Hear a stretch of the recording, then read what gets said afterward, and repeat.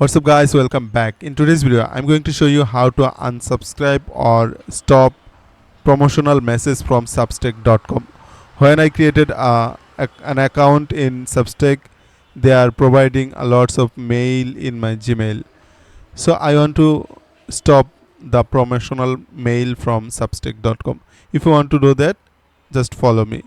First of all, open Gmail or anyone, then open a mail. Like I want to open this mail, scroll down and here you can see unsubscribe button.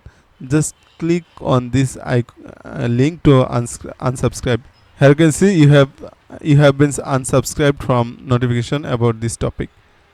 That means you will not get any promotional mail from substack.com from now. So you can stop promotional messages from substack.com using this method.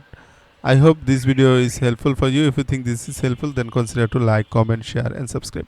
See you in the next video. Bye.